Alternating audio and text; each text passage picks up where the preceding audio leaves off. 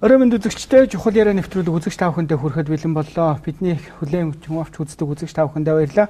Өнөөдөр бид студидээ ардчилсан хувьсгалыг анхдагчдын зөвлөлийн тэргүүнийг урьж оролцуулж байна. Тэгэхээр ардчилсан хувьсгал гэдэг маань бас үүсгэн байгуулагдаад баггүй хугацаа өнгөрлөө. Бид ардчлалын замналаар яваад энэ хугацаанд юуг нь анч, юуг нь алдаж байгаа юм бэ гэдэг дээр ярилцъя гэж бодсон юм а. Бидний урилгыг хүлээн авч хүрэлцэн ирсэнд баярлалаа. За баярлалаа.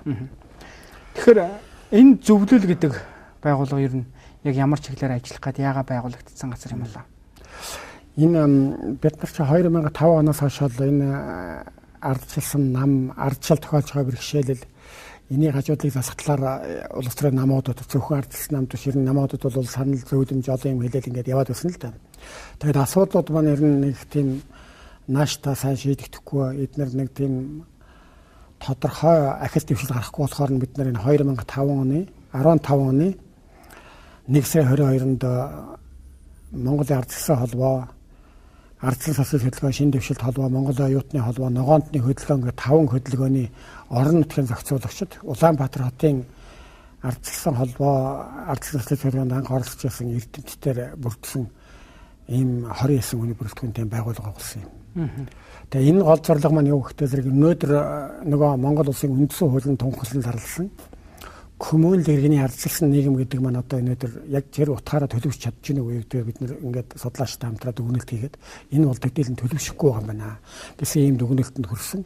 Энийг бид нар хэлхийн тулд 1990 онд бид нар монголчуудаа мориндоо та нар даал зэрэглэгийг бэлгэлэн сайн сайхан болно тухайн үеийн одоо тэр социализмын хөрсөн одоо тэр юунаас өлөө одоо сайхан болно гэж ингэж хэлсэн хүмүүс чинь одоо ерөнхийдөө бол ингээд хүмүүсийн амьдралын түвшин зарим талаараа ордоод ажил үйлдэл интер нэмэгдлээ интер гэдэг хүмүүсийн сэтгэлийн бухимдал болоод зарим газар одоо ингээд очихдгүй таануудын нөгөө 1990 оны амлажсыг сайхан юмчтай энэ үү би одоо ингээд уут төрөөд явж штэ гэдэг ийм асуудал тавиад хэлэхдээ зэрэг бид дуугаас сууж болохгүй маа гэж бодсон юм байна. Тэгээд ер нь бид нар ингээд энэ бодлогын шинж чанартай реформ хийх зүйтэй маа. Тэрнээс ч агсаал цуглаан хийгээд юм уу одоо өргөх бичих бариад энэ одоо шийдэгдэх асуудал биш юм байна гэж үзээд бодлогын шинжилгээ хийхэд тулд бид нар энэ асуудлыг ингэж тасгаж яваад энэ байгууллага байгуулсан. Тэгээ бид нар нэгдүгээр ерөөсөө ард түмнийг нь ардчлалын боловсрал, иргэний нийгмийн боловсрал гэдэг юмар бас одоо боловсрал болгох. Хоёрдугаар хамгийн том асуудал нь бол бид нар Монгол улсын үндсэн хуулийг өөрчилж хоёр шаттай одоо парламенттай буюу улсын дээд хурал их хуралтай болгох. Ингэж байж бид нар нөгөөх Монгол улсын эдүгэгийн үндсэн хуулийн заасанчлан засгийн бүхэр хэмэдэл ард түмний гарт байна гэсэн тэр чиглэл рүү тэр иргэний нөх маань зүгэл одоо өлөө явах байх л гэж бодож энэ байгууллага байгууллаа. Тэгээд үндсэн хуулийн төсөл боловсруулах манай улсын байгууллагын гишүүн ардын хурлын депутат Баатан Прүд орж өдөр дуулсан манай хаазын тэргүүлэгчид бас эрдэмтдийн зөвлөлийн төр оролцсон ийм ажлын хэсэг байгууллагад одоо 6 сар гарын хугацаанд л энэ үндсэн хуулийн төсөл боловсруулалт бид нар явж байна л да.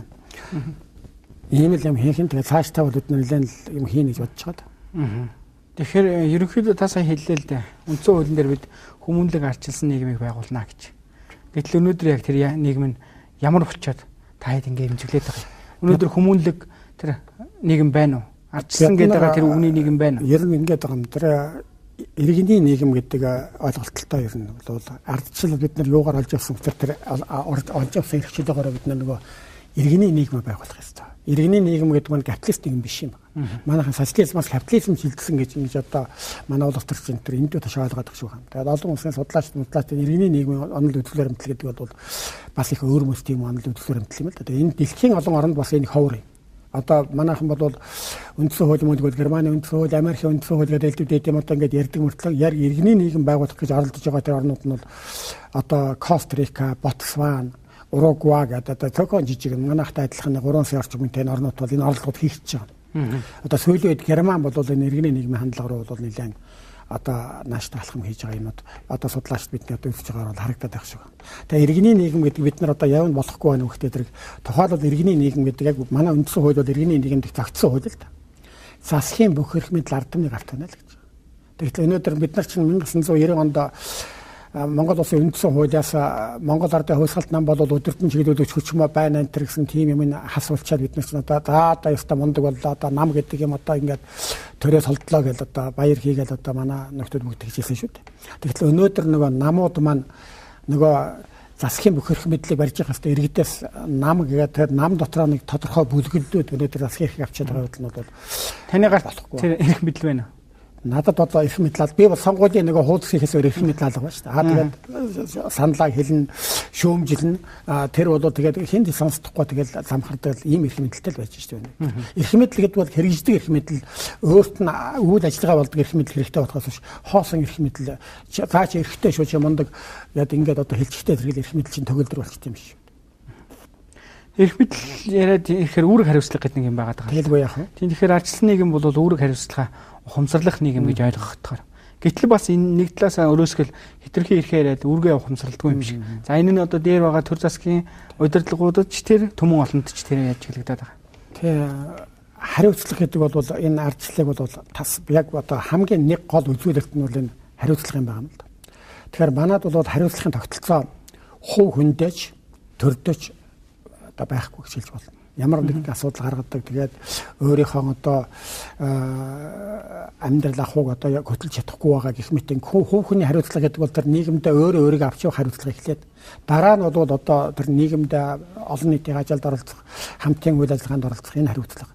Дараа нь бол төрд хараад сонгогдоод ингээд явах юм бол тэр нийгмийнхаа өмнө тэр ард түмнийхээ өмнө хүлээх хариуцлага гэдэг бүх юмнууд нь хариуцлагын тогтолцоон дээр л тогтчиход ийм юм л да. Ардчил ихтэй зэрэг зүгээр бүх юм нь одоо нэг эрхчлөөтэй их мундаг болцсон одоо над ирэх байна л гэдэг байдаг тэгсэн мөртлөө хариуцлага үүрдэггүй тийм байж болохгүй. Тэр үүрэг гэдэг бол тодорхой тэр тогтоосон тэр үүргүүдэлтэй гол сэргийн алуу хаах үүрэгтэй энэ төр гэдэг нь бол тэр үүрэг. Тэрнээс биш хүн бүхэнд бол чи одоо баян байх үүрэгтэй, чи ядуу байх үүрэгтэй гэж тийм үүрэг болж болохгүй тийм. Тэр харин хариуцлагын тухай ойлголт бол үнэхээр ардчлалын нэг салшгүй хэсэг. Ардчил гэж нэр зүүж байгаа хүмүүс маань үнэхээр тэр хариуцлага гэдэг зүйлийг мэдэрч чадж байна. Би тун сулхан мэдэрч бодоод байгаа. Ардчил гэдэг юм ярьж байгаа улсууд маань эхлээд энэ ардчлалынхаа үнэт зүйлсийг одоо зөв төлөвшүүлэх талаар хариуцлага хүлээх хэрэгтэй.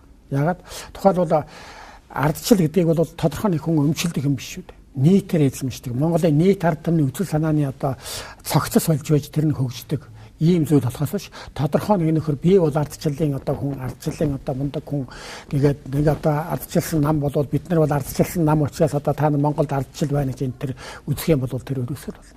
Тийм учраас тэр ардчил гэдэг чинь над ийм хэрэгтэй юм аа. Ийм эрхчлэг болгодог ийм одоо сайн юм аа гэдгийг одоо бүх хүмүүс ойлгож мэдэрч тэр зүгээр тэрнийгээ бүгдээ хайрладаг хамгаалдаг ийм болж байж л одоо ардчил төгс болно гэхээр тэрнээс биш тэр тодорхой хүмүүс хариуцлагын үүрээд эднэр л бол ардчлалыг хамгаалж явах хэрэгтэй гэж бас болохгүй. Тийм л ойлголт. Ардчлалыг гэдэг үгийг яг хариуцж явж байгаа хүмүүс маань энэ асуудал дээр яаж хандж ийнэ, хариуцлага хүлээж ийнэ гэдгийг асуухын шалтгаан юу гэхээр сая таны ярианч дурддагдалт ардчлал гэдгийг өмчлөөд байна гэж. Тухайлбал одоо зарим ардчлалын анхны холбоо эвсэлж гэдэг юм уу төрөмс байгууллагуудыг өмчлсөн газрууд их болчихлоо л да.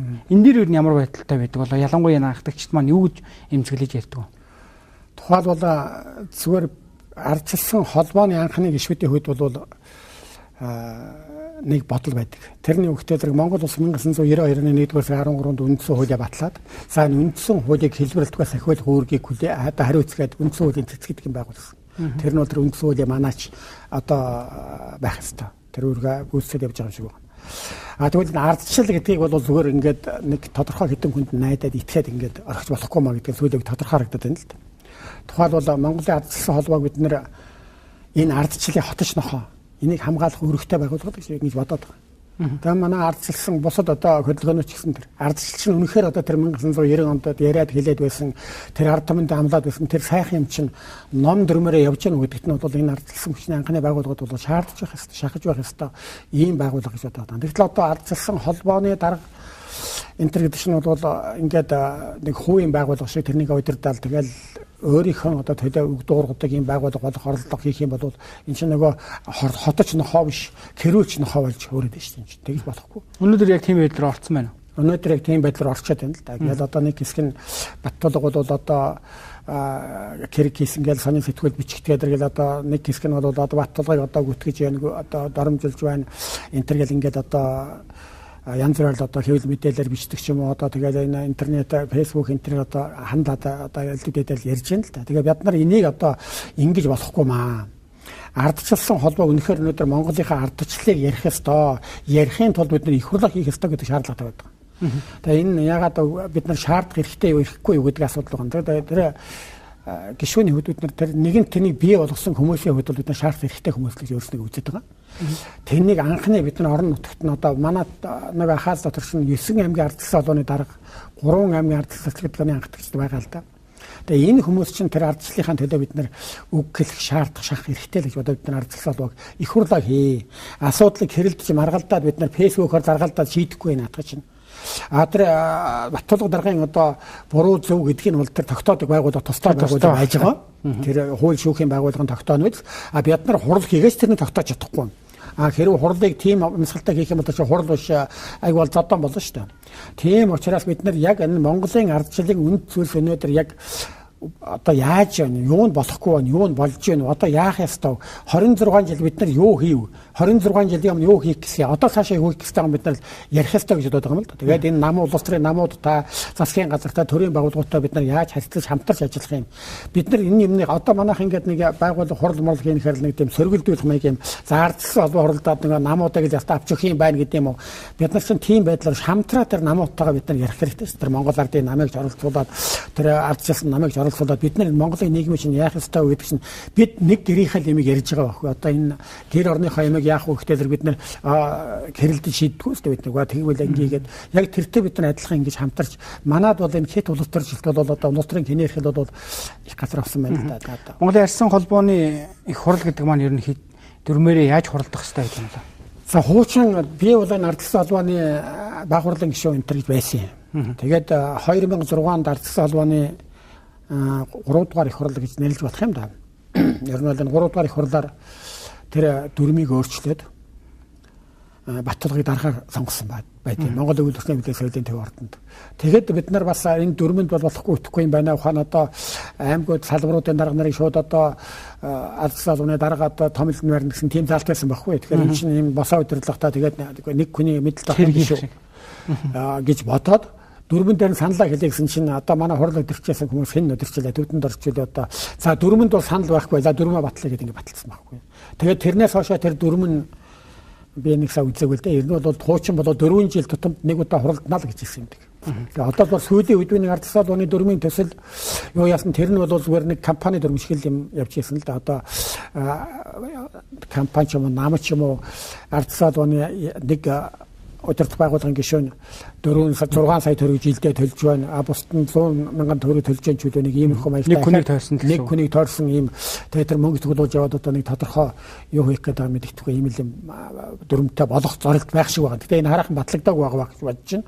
Тэгэхдээ ер нь ямар ч байсан тэр дүрмэнтэй байсан дүрмэнд зөрдөгч байсан их хурлаа хийх хэрэгтэй. 6 оноос хойш хуралдаг. 6 оноос хойш 9 онд л нэг мундаг хурал хийсэн чинь Улаанбаатар палас чинь 50000 хүн ч их олон хүн цуглуулад тэгээд эн чинь хурал ихээр чинь тэрийг одоо би хурал хийхээс шоу гэж хэлэх нь үл зохимжтой. Баярын шоу гэсэн. Тэ 9 хүн үг гэдэг нь за чи хэлэн гэхдээ ин хэлхүүг нь хаашаа байдрал за энэ одоо ингээд нэг хэдэн хүнээр үг хэлүүлээ тэгэл хурал талтсан. Тэгээд аймагуудаас одоо манай Ховд аймгаас хичнээн 20 хэдэн өрсөн байсан. Тэгээд болдгээд нэг хөрөг хэлэл бусдын тэгэл санал онолж байхгүй тэгэл бусаад явсан шүү дээ. Уг нь тэний тэр үед бас их нухацаа ярилцах хэрэгтэй байсан байхгүй. За энэ ардчлалаа яах вэ? За ардчилсан холбоогоо гэдэг асуудлаар ардчилсан холбоогоо яах юм? Цаашдаа яаж ажиллах юм?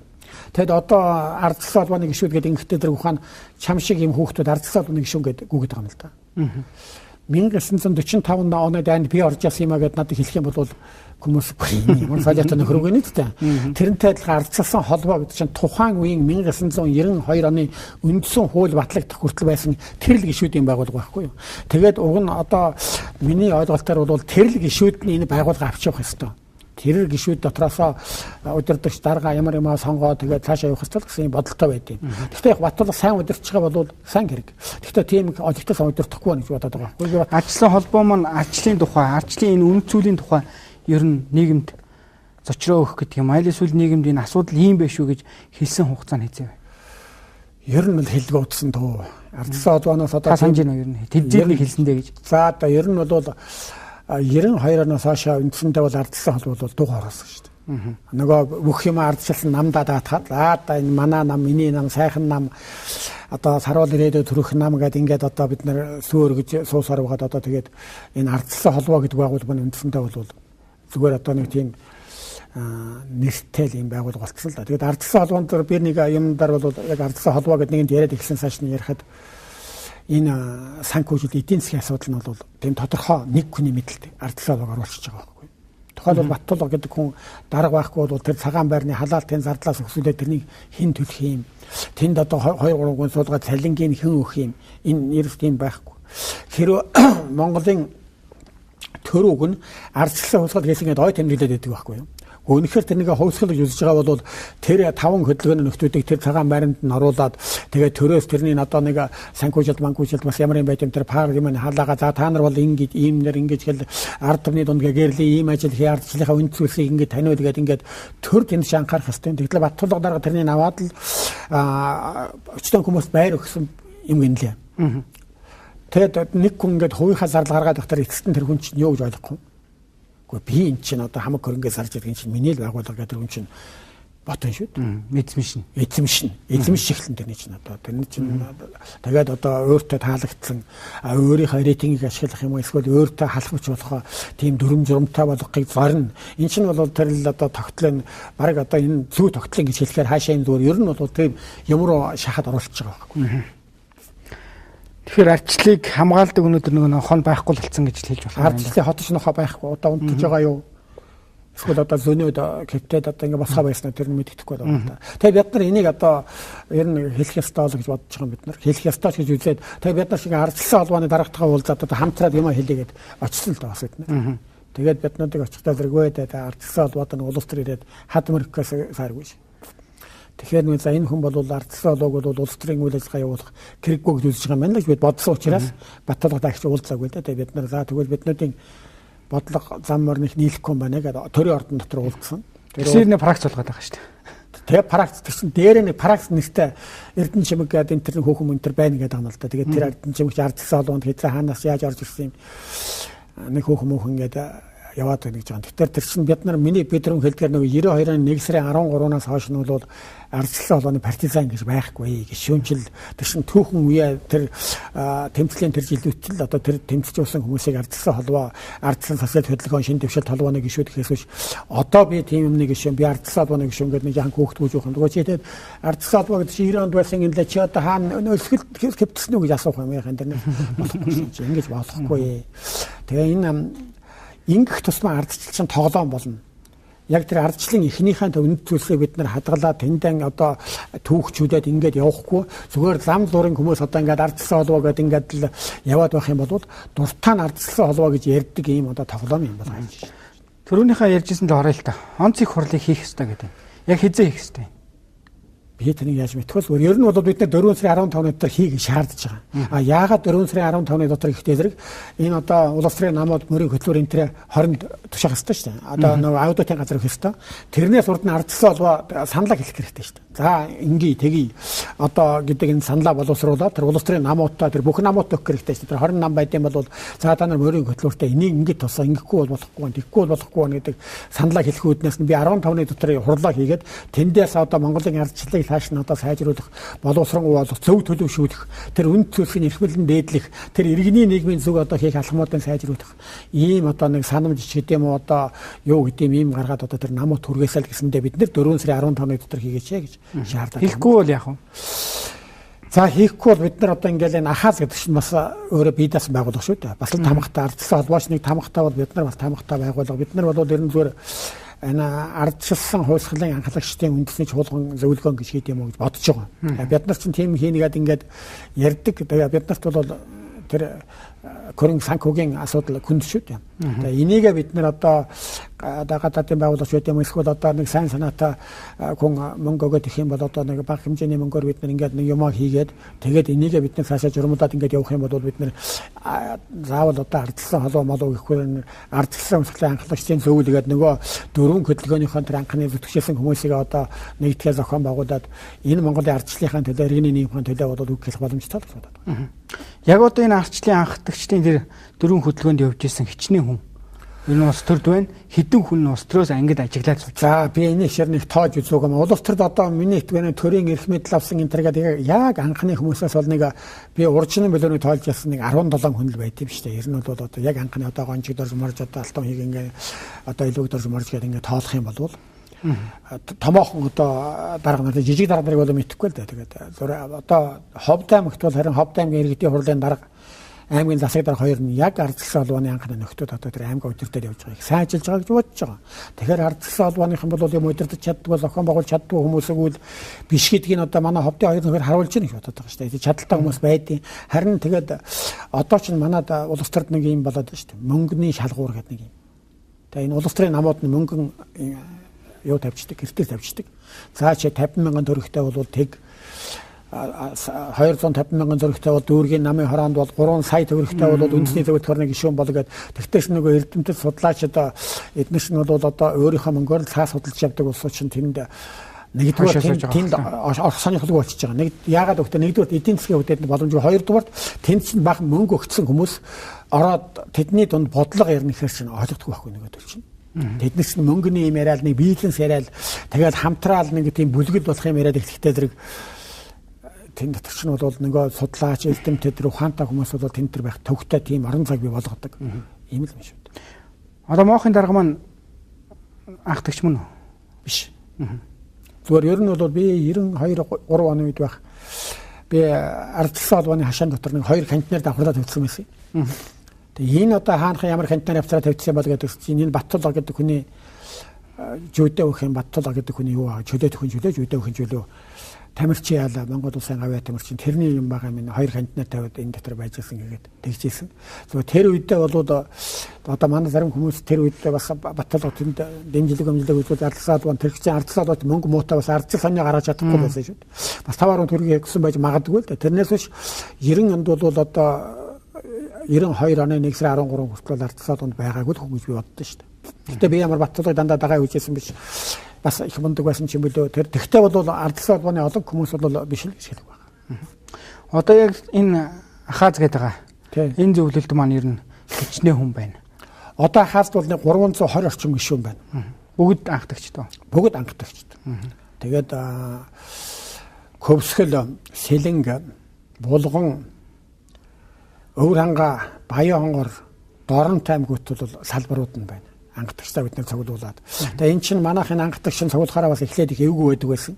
Нөгөө эн чинь одоо моохын нөхөр штэ тэр чинь одоо ардчилсан социал хөтөлбөрийн нөхөр штэ энэ шин дэвшил толгойнох гэдэг нэг хоорондоо бас одоо ингэж байдаг байсан. Одоо харин ингэж нийлүүлээд бид нар жил болгоод ирэхээр тэр асуудал нь алга болоод ерөөсөө анхаалагч гэдэг нэг утгаар зангидэгдээд тэгээд цаашаа бол бид нар хийх ёстой юм ал хамтарч ярих ёстой болохоос тэрнээс 90 онд Кинг хаан 90 онд л зүтгэжд байсан бол ямар хөдөлгөөн зүтгэжсэн ч хамаагүй зорилго нэг байсан гэдгээр их санаа нэгдэж ингэж ажиллаад байгаад нь би баярлж байгаа л да. Хамгийн түрүүнд үндсэн хуулийн өөрчлөлт гэж харж байгаа юм байна. Өөр гол хийх ёстой, тарих угаах ёстой юм юм бол. Ер нь бид нар бол энэ иргэний нийгэм гэж юу гэдэг концепцэд боловсруулах хэрэгтэй байна. Би одоо энэ Монголын улс төр судлаач эрдэмтдийн нэгдсэн холбоо гэдэг байгууллага байдیں۔ Сэрэнгийн Гамбалд гэдэг улсын их сургуулийн доктор профессор хүн удирддаг юм байна лээ.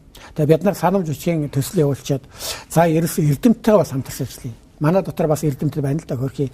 Манай улсын хурлын ардын хурлын депутат байсан, улсын хурлын гишүүн байсан, үндэс хуулийн цэцгийн гишүүн байсан, шалхаж өгөөд одоо ингээд бас зөрхөө төр зүтгэжсэн нөхдүүд бий л дээ. Энэ үндэс хуулийг боловсруулж яасан, батлалцсан хүмүүс бий. Тэгэхдээ бид нар бас энэ эрдэмтдээ хамтрая гэдэг одоо ингээд бид нар эрдэмт рүү хандаад ингээд явж байгаа. Тэгээд бид нар эрдэмтдээ боловсруулад за ардчлалын одоо ардчлалын шалгуур үзүүлэлт 11 юм байна гэдэг Freedom House гэдэг Америкийн нэгдсэн улсын байгууллага ингээд гаргацсан байгаа шүү дээ. Тэр шалгуур үзүүлэлт нь заавал одоо тэр Америкийн ардчлалыг тэр 11-ээр үздэг бол манад 11-ээр үзэх юм уу, 4-ээр үзэх юм уу, 16-аар үзэх юм уу, тэрнийг бид нар боловсруулах хэрэгтэй. Монголын ардчлал гэдэг бол ийм шалгуур үзүүлэлттэй байх юм а гэдэг нь бидний бичсэн байгаа. Одоо эрдэмтдээ нийлээд улам боловсруулах болгоно. Хоёрдугаарт нь бидний зорьсон тэр иргэний нийгэм гэдэг чинь ийм юм байх юм аа. Тэр төрийн зохицуулт гэдэг одоо эдийн засгийн олон хөвшилтэй байна. Төрөө зохицуулна гэдэг үндсэн хууль заасан төрийн зохицуулт гэдэг чинь ийм юм байх юм аа. Тэгээд хамгийн нэг том тэр хүмүүнлэг гэж нэг үг байгаа. Тэр хүмүүнлэг гэдэг чинь ёсохтон гэсэн үг байхгүй, ёсцоо гэсэн үг байхгүй гэсэн. Тэгээд тэр одоо манай монголчууд нэг аймаа бодороо гэсэн үсэл ихтэй болцсон. Нөгөө нэг Монголын нөгөө айл хүний амь нэг сайхалт хүний санаа нэг эвэлбэл бүтэн ховолбол гутан ч гэдэм одоо ингээд нэг сайхан тийм нэгэндээ сайхан нөхөрсөг найрлаг байдаг энэ ёс зүйн сүүлийн үед алдагдсан. Ховолбол дээшлэх гэдэг юм шүү. Бараг л ховолбол дээшлэх гэдэг шүү дээ. Тэр тийм имийг бид нэр одоо болёо. Монгол ёс зүй дээр тогтсон тэр Монгол үндэсний ухамсарыг бид нэр одоо сэргээх шаардлагатай. Энэ хоёр юм дээр л бид нар гол занимайлж байна. Тэгээд бид нар манай багш нар бол эхнийхээ имийг хийгээд бид нартай бас санал солилцоол ингээд явж л байгаа л да. Тэгээд цаашдаа бид нар сургуулийн том юм боловсруулад тэгээд одоо яг одоо боломж гардыг болвол одоо Тайландын эзэн хааны туршлагаар бид нэр тэр ард түмний нээлттэй сургууль гэдэг юм. Ухаан танаа телевизээр бид нэр 7 хоногт нэг удаа хичээл явуулж байдаг. Сурвалжлагчид нь одоо Ховд аймгаас, Баян Өлгийн аймгаас, област Орногов аймгаас бүртгэлтэй. Тэгээд тэрэнд нь 2 жил бид нар нөгөө тэр сургалтаа явуулаад тэгээд одоо тэрнийг сертификат диплом юм ямар юм байд юм тэр юм олгодог. Одоо бүртгэлтэй ийм сургалтуудыг явуулах гэдэг. Нийгмийн тогтолцоогоо мэддэг болно гэсэн үг байна. Тийм. Тэрний өөхтэй зэрэг нөгөө одоо бид чинь зүгээр нь телевизээр ингэ юм ярихтаа зарим нь харан зарим нь харахгүй тийм ээ. Тэгтэл тэр хичээл бүртгэлтэй хүмүүс маань 7 хоногийн одоо нэм гарагийн төтгөө тэр энд хичээл явна гэх юм бол нөгөө дараа нь бид шалгалт авах гэдэг шүү дээ. Тэр нөгөө шуудангаар энэ шалгалтанд бэлтгэхийн тулд бид нар хичээлээ үздэг болно гэдэг чинь. Ингээд хүмүүсийн боловсрал ингээд андаа сайжирна гэсэн юм л юм байна. Тэгэхээр ёс зүйн үед ярихад бол нийгэм бол нэг ёс зүй эрх зүй гэсэн хоёр юм дээр тогттой шүү. Ёс зүйгээр зохицуулж болохгүй юм албадлага хэрэгэлдэг. Албадлага нь бол эрх зүй. Болохгүй хулгай хийж болохгүй хулгай хийх шийтгэх шүү гэдэг чинь эрх зүйгээр. Хулгай хийж болохгүй шүү нүгэлтэй моёртой гэдэг чинь ёс зүй байхгүй. Тэгэхээр тэр ёс зүйгээр журмалж болоогүй одоо хүчрэгдэхгүй байгаа юмнуудыг бол тэр эрх зүй гэдэг хуулиар одоо тогтоодог ийм л юм нийгэмд байх шиг байна л да. Тэгэхээр бид нар тэр ёс зүй гэдэг нь одоо их төгс боловсрол сайхан болоод хүмүүс ч одоо бид нар гудамжинд нусаа нээж болохгүй цэрэ хайж болохгүй гэдэг одоо ингээл тэгсэн хүний торгоно гэдэг ингээд хууль гаргаад байгаа. Нөгөө ёс зүй алдагдсан учраас эрх зүй одоо тэн тогтоох шаардлагатай болчихсон гэсэн үг шүү дээ. Тэгэхээр энэ юмнуудыг бид нар уялдаа холбоог сайжруулдаг, бэхжүүлдэг, иргэдэг, гэгэрүүд боловсруулах тал дээр нөлөөлөх ажиллах шаардлагатай л болж байгаа. За бидний ярилцлага маань ерөнхийдөө өндөрлөх тийш хандж байна. Тэгэхээр ганцхан минут үлдсэн байна. Таны хувьд ерөнхийдөө яг өнөөдрийн энэ ярилцлагаас үзэж байгаа үзэгчд маань энэ зүйлийг ухаард үгнээсэ гэсэн тэр мессеж гэдэг юм уу тэр ухагтхуунаа нэг товчхон тодорхойлоод хэлвэл тэр чих том шалгалт байна да. За ингээл дээ ер нь бол иргэд маань бидний энэ ярилцлагаас юу сонсох вэ гэдэг зэрэг Монголын ардчилсан хувьсгалд бол асар их өрнөд авч ирсэн. Ардчилалаад бол хүмүүс эрхчлөөтэй болсон, алзаргалтай болсон. Одоо энэ барилга башин хөгжил хэсгэлэлт энэ машин техник бол одоо 1990 оны үетэй зүрх ярахгүй мундаг сайхан хөгжилтөнд хүрсэн. Ардчилсан хувьсгалын одоо он жилүүд олдсон одоо тэр ололт амжилтыг бид нэр тэр улсын их хурлын гишүүн уян гишүүн 26 жил одоо Монголыг одоо ёстой сөнөөж хайсан гэсэн тийм ойлголт байж болохгүй гэж бодож байгаа нэг гэдэг байна. Ардчилд бас энэ их мундаг сайхан ололтын дэргэдүүр бас гажуудал доголдол үүсч өгвөл тэр үүсчээ. Үүнийг бол одоо ардчилсан хувьсгалын анхлагчдын зөвлөл та бүхэндээ хандаж одоо сайн сайхан болгохын төлөө зүтгэх нь Монголын бүх ард түмэн үүнд хичээл зүтгэх хэрэгтэй. Тэрнээс ч энэ ардчилсан хувьсгалын анхлагч сайхан болгохын үндэ би яг ингээ хөвтчил өгөөж ингэж бодож болохгүй. Тийм учраас Монголын бүх ард түмэн сэхэтнүүд зөвхөн тэр нэг ахмадууд биш одоо залуучууд хүүхдүүд бүгдээрээ одоо эрвэг тэрвэхрээ зүтгэж л одоо энэ Монголын энэ ардчил тохиолж байгаа бэрхшээл иргэний нийгмийг зөв төлөвшүүлэхэд бүгдээр оролцоосоо л хүсье дээ. За баярлалаа үзэгч та бүхэндээ чухал яриа нэвтрүүлэг хүрлээ. Өнөөдрийн зочин ардчилсан хувьсгалыг анхдагчдын зөвлөлийн тэргүүн байлаа. Тэгэхээр бид хоёрын ярилцлагаас үзэгч та бүхэн маань тодорхой ойлголтыг авсан гэдэгт итгэлтэй байна. Таны ажилд амжилт хүсье. За баярлалаа. За дараагийн дугаараар уулзлаа. Баяртай үзэгчтэй.